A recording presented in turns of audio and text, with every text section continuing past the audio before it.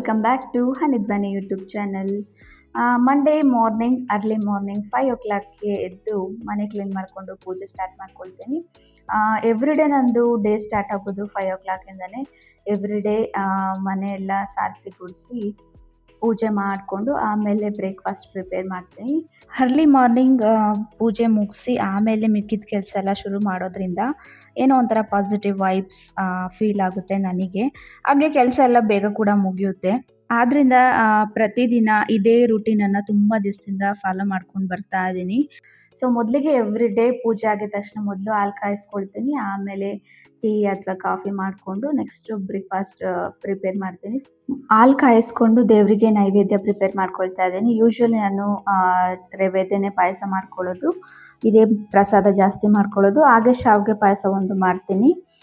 ಬಿಸಿ ನೀರಿಗೆ ಸ್ವಲ್ಪ ಬೆಲ್ಲ ಹಾಕ್ಬಿಟ್ಟು ಚಿರೋಟಿ ರವೆ ಹಾಕ್ಬಿಟ್ಟು ಸ್ವಲ್ಪ ಹಾಲು ಹಾಕ್ಕೊಂಡು ಹಾಗೆ ಡ್ರೈ ಫ್ರೂಟ್ಸನ್ನು ತುಪ್ಪದಲ್ಲಿ ಫ್ರೈ ಮಾಡಿ ಹಾಕ್ಕೊಳ್ತೀನಿ. ಪ್ರತಿ ವಾರ ಇದೇ ಥರನೇ ಇರುತ್ತೆ.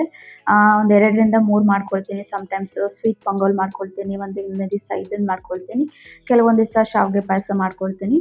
ಸೊ ನೈವೇದ್ಯ ಇದೇ ಥರನೇ ಇರುತ್ತೆ. ಬೇಗ ಕ್ವಿಕ್ಕಾಗಿ ಆಗುವಂಥ ನೈವೇದ್ಯನೇ ಮಾಡ್ಕೊಳ್ತೀನಿ. ಸೊ ಪೂಜೆ ಮುಗಿಸೋ ಅಷ್ಟರಲ್ಲಿ ಎಕ್ಸಾಕ್ಟ್ 6 o'clock ಆಯಿತು. 6ಗೆ ಎವ್ರಿಡೇ ನಂದು ಪೂಜೆ ಮುಗ್ದಿರುತ್ತೆ. ಸೊ 6ಇಂದ ಆದಮೇಲೆ ನನ್ನ ಬ್ರೇಕ್ಫಾಸ್ಟ್ ಪ್ರಿಪ್ರೇಷನ್ ಸ್ಟಾರ್ಟ್ ಆಗುತ್ತೆ. ಮೊದಲಿಗೆ ಬಿಸಿನೀರು ಕುಡಿದು ಆಮೇಲೆ ಕಾಫಿ ಅಥವಾ ಟೀ ಏನಾದರೂ ಕುಡಿದ್ಬಿಟ್ಟು ಆಮೇಲೆ ನಾನು ಬ್ರೇಕ್ಫಾಸ್ಟ್ ಪ್ರಿಪೇರ್ ಮಾಡ್ಕೊಳ್ತೀನಿ.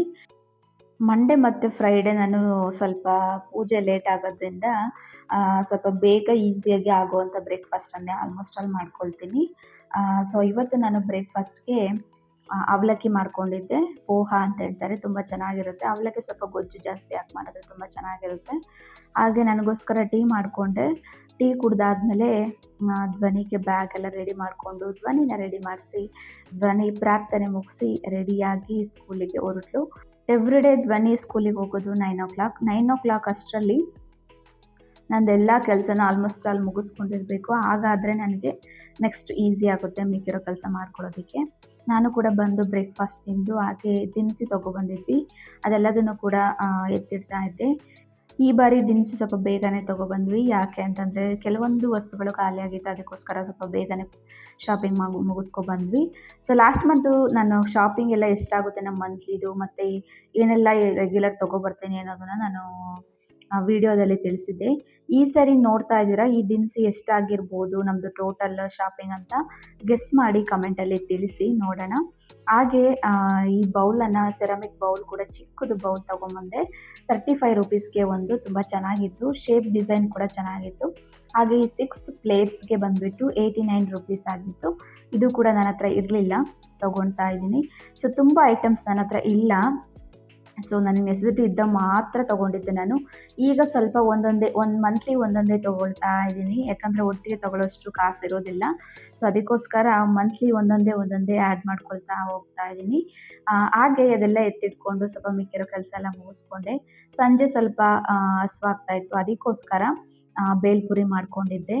ಬೇಲ್ಪುರಿ ಈವ್ನಿಂಗ್ ಸ್ನ್ಯಾಕ್ಸಿಗೆ ತುಂಬಾ ಚೆನ್ನಾಗಿರುತ್ತೆ. ನಮ್ಮೂರ ಕಡೆ ಎಲ್ಲ ಜಾಸ್ತಿ ಇದನ್ನು ತಿಂತೀವಿ. ನಾನು ಸಿಂಪಲ್ಲಾಗೆ ಮಾಡಿಕೊಂಡೆ. ಮಂಡಕ್ಕಿಗೆ ಈರುಳ್ಳಿ, ಹಸಿಮೆಣಸಿನಕಾಯಿ, ಕೊತ್ತಂಬರಿ ಸೊಪ್ಪು, ಟೊಮೊಟೊ ಮತ್ತು ಮಿಕ್ಸ್ಚರು, ಉಪ್ಪು ಮತ್ತು ನಿಂಬೆ ರಸ ಹಾಕ್ಬಿಟ್ಟು ಮಿಕ್ಸ್ ಮಾಡಿಕೊಂಡೆ. ತುಂಬಾ ಚೆನ್ನಾಗಿತ್ತು. ಸ್ವಲ್ಪ ಹಸಿವು ಕಡಿಮೆ ಕೂಡ ಆಯಿತು. ಹಾಗೆ ನೈಟ್ ಡಿನ್ನರ್ಗೋಸ್ಕರ ತೊಂಡೆಕಾಯಿದ್ದು ಪಲ್ಯ ಮಾಡ್ಕೊಳ್ತಾ ಇದ್ದೆ.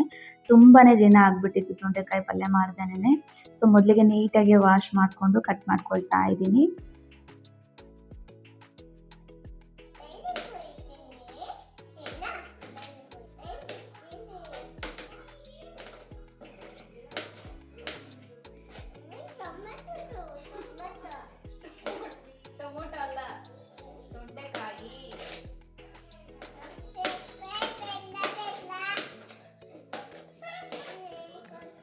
ತೊಂಡೆಕಾಯಿ ಆರೋಗ್ಯಕ್ಕೆ ತುಂಬಾ ಒಳ್ಳೆಯದು ಅಂತ ಹೇಳ್ಬೋದು. ಹಾರ್ಟ್ ಹೆಲ್ತ್ಗೆ ಕೂಡ ಒಳ್ಳೆಯದು, ವೆಯ್ಟ್ ಲಾಸ್ ಆಗುತ್ತೆ ಮೇಯ್ನು. ಹಾಗೆ ಡೈಜೆಷನ್ ಇಂಪ್ರೂವ್ ಮಾಡುತ್ತೆ, ಬ್ಲಡ್ ಶುಗರ್ ಲೆವೆಲ್ ಕಡಿಮೆ ಮಾಡುತ್ತೆ. ಈಗಲೇ ತುಂಬಾ ಲಾಟ್ಸ್ ಆಫ್ ಬೆನಿಫಿಟ್ಸ್ ಇದೆ. ಧ್ವನಿ ತೊಂಡೆಕಾಯಿ ಟೇಸ್ಟ್ ಮಾಡಿ ನೋಡ್ತಾ ಇದ್ದಾಳೆ. ಅದು ಸ್ವಲ್ಪ ಲೋಳೆ ಕಹಿ ಥರ ಕಾಣಿಸ್ತಾ ಇತ್ತು, ಆದರೂ ಕೂಡ ಬಿಟ್ಟಿಲ್ಲ, ತಿಂತಾ ಇದ್ಲು. ಸೊ ಎಲ್ಲ ಕಟ್ ಮಾಡಿಕೊಂಡು ಇವಾಗ ನಾನು ಸ್ವಲ್ಪ ಆಯಿಲ್ ಹಾಕ್ಕೊಂಡು ಫ್ರೈ ಮಾಡ್ಕೊಳ್ತಾ ಇದ್ದೀನಿ. ಒಂದು 4ರಿಂದ 5 ನಿಮಿಷ ಟೈಮ್ ತೊಗೊಳುತ್ತೆ. ಈಗ ಸ್ವಲ್ಪ ಮಸಾಲ ಪೌಡರ್ ಥರ ಪಲ್ಯಗೆ ರೆಡಿ ಮಾಡ್ಕೊಳ್ತಾ ಇದ್ದೀನಿ. ಶುಂಠಿ, ಬೆಳ್ಳುಳ್ಳಿ, ಕಾಳುಮೆಣಸು, ಲವಂಗ, ಚಕ್ಕೆ, ಹಾಗೆ ಸ್ವಲ್ಪ ಕಡಲೆ ಪಪ್ಪು ಹಾಕ್ಕೊಂಡಿದ್ದೀನಿ. ಇದೆಲ್ಲದನ್ನು ಕೂಡ ಪುಡಿ ಮಾಡ್ಕೊಳ್ತಾ ಇದ್ದೀನಿ. ನೆಕ್ಸ್ಟ್ ಒಂದು ಪ್ಯಾನ್ಗೆ ಒಗ್ಗರಣೆ ಹಾಕ್ಕೊಳ್ತಾ ಇದ್ದೀನಿ. ಜೀರಿಗೆ, ಕಡಲೆಬೇಳೆ, ಈರುಳ್ಳಿ ಹಾಕ್ಕೊಂಡು ಟೊಮೊಟೊ ಹಾಕ್ಕೊಂಡು ಚೆನ್ನಾಗಿ ಫ್ರೈ ಮಾಡ್ಕೊಳ್ತಾ ಇದ್ದೀನಿ. ಟೊಮೊಟೊ ಸ್ವಲ್ಪ ಸಾಫ್ಟಾಗಿ ಬೆಂದಾದಮೇಲೆ ಸ್ವಲ್ಪ ಕರಿಬೇವು ಕೂಡ ಹಾಕ್ಕೊಂಡಿದ್ದೀನಿ. ಹಾಗೆ ಪೌಡರ್ ಮಾಡ್ಕೊಂಡಿದ್ದಂಥ ಮಸಾಲ ಪೌಡರು ಮತ್ತು ಫ್ರೈ ಮಾಡ್ಕೊಂಡಿರೋಂಥ ತೊಂಡೆಕಾಯಿ ಎಲ್ಲದನ್ನು ಕೂಡ ಹಾಕ್ಕೊಂಡು ಚೆನ್ನಾಗಿ ಮಿಕ್ಸ್ ಮಾಡ್ಕೊಳ್ತಾ ಇದ್ದೀನಿ. ಸ್ವಲ್ಪ ತೆಂಗಿನಕಾಯಿ ತುರಿ ಕೂಡ ಹಾಕ್ಕೊಳ್ತಾ ಇದ್ದೀನಿ. ತೆಂಗಿನಕಾಯಿ ತುರಿ ಹಾಕೋದ್ರಿಂದ ಟೇಸ್ಟ್ ತುಂಬ ಚೆನ್ನಾಗಿ ಬರುತ್ತೆ. ಸೊ ನಾವು ಕೋಕೋನಟ್ ಲವರ್ಸ್, ನಾವು ಎಲ್ಲದಕ್ಕೂ ಜಾಸ್ತಿ ಕೋಕೋನಟ್ ಆ್ಯಡ್ ಮಾಡ್ಕೊಳ್ತೀನಿ. ನಮಗೆ ಇಷ್ಟ ಕೋಕೋನಟ್ ಟೇಸ್ಟು, ಅದಕ್ಕೋಸ್ಕರ ಆಲ್ಮೋಸ್ಟ್ ಆಲ್ ರೆಸಿಪೀಸ್ ಎಲ್ಲ ಕೋಕೋನಟ್ ಯೂಸ್ ಮಾಡ್ತೀನಿ. ಹಾಗೆ ಚಿಲ್ಲಿ ಪೌಡರು ಮತ್ತು ಧನಿಯಾ ಪೌಡರ್ ಹಾಕ್ಕೊಂಡು ಸ್ವಲ್ಪ ರುಚಿಗೆ ತಕ್ಕಷ್ಟು ಉಪ್ಪು ಕೂಡ ಹಾಕ್ಕೊಂಡು ಸ್ವಲ್ಪ ನೀರು ಹಾಕ್ಕೊಂಡು ಚೆನ್ನಾಗೆಲ್ಲ ಮಿಕ್ಸ್ ಮಾಡಿಬಿಟ್ಟು ಒಂದು 5ರಿಂದ 10 ನಿಮಿಷ ಮೀಡಿಯಮ್ ಫ್ಲೇಮಲ್ಲೇ ಬೇಯಿಸ್ಕೊಳ್ತೀನಿ. ಯಾವುದೇ ತರಕಾರಿ ಪಲ್ಯ ಆಗಲಿ ನಾನು ಚೆನ್ನಾಗಿ ಬೇಯಿಸ್ಕೊಳ್ತೀನಿ. ಚೆನ್ನಾಗಿ ಬೆಂದರೆ ತುಂಬಾ ಚೆನ್ನಾಗಿರುತ್ತೆ ಟೇಸ್ಟ್ ಅಂತ. ಹಾಗೆ ತೊಂಡೆಕಾಯಿ ಸ್ವಲ್ಪ ಎಳೆ ತಗೊಂಡು ಮಾಡಿದ್ರೆ ಇನ್ನೂ ತುಂಬಾ ಚೆನ್ನಾಗಿ ಬಂದಿರುತ್ತೆ ಟೇಸ್ಟು. ಸೊ ಮೈಲ್ಡ್ ಮಸಾಲ ಹಾಕಿ ತುಂಬ ಚೆನ್ನಾಗಿ ಮಾಡ್ಕೊಂಡಿದ್ದೆ, ಸಖತ್ತಾಗಿತ್ತು ಟೇಸ್ಟು. ಇಂಟ್ರೆಸ್ಟ್ ಇದ್ದರೆ ನೀವು ಟ್ರೈ ಮಾಡ್ಬೋದು. ನಮ್ಮ ಮನೆಯವರು ಸ್ವಲ್ಪ ಬೇಗ ಬಂದಿದ್ದರು, ದೇವಸ್ಥಾನಕ್ಕೆ ಹೋಗೋಣ ಅಂತ ಹೇಳಿದ್ವಿ. ಸೊ ಅವ್ರು ಬರೋ ಅಷ್ಟರಲ್ಲಿ ಸ್ವಲ್ಪ ನಾನಿನ್ನೂ ಅಡುಗೆ ಪೆಂಡಿಂಗ್ ಇತ್ತು, ಚಪಾತಿ ಬೇಯಿಸ್ತಾ ಇದ್ದೆ. ಸೊ ಬಂದು ಅವರು ಕೂಡ ಹೆಲ್ಪ್ ಮಾಡಿದ್ರು. ಸೊ ಅಡುಗೆ ಪ್ರಿಪೇರ್ ಮಾಡಿಟ್ಟು ದೇವಸ್ಥಾನಕ್ಕೆ ಹೋಗಿ ಬಂದು ಆದಮೇಲೆ ತಿಂದಿದ್ದು ನಾವು ಊಟ. ಸೊ ಅಡುಗೆ ಎಲ್ಲ ಮಾಡಿ ಬೇಗ ರೆಡಿ ಆಗಿಬಿಟ್ಟು ದೇವಸ್ಥಾನಕ್ಕೆ ಹೊರಟ್ವಿ. ತಿಂಗಳಲ್ಲಿ 1 ಸರಿ ಅಥವಾ 2 ಸಾರಿ ದೇವಸ್ಥಾನಕ್ಕೆ ಹೋಗ್ಬಿಟ್ಟು ಬರ್ತೀವಿ. ರೆಗ್ಯುಲರ್ ನಾವು ಹೋಗೋದು ವೀರಭದ್ರ ಸ್ವಾಮಿ ದೇವಸ್ಥಾನಕ್ಕೆ.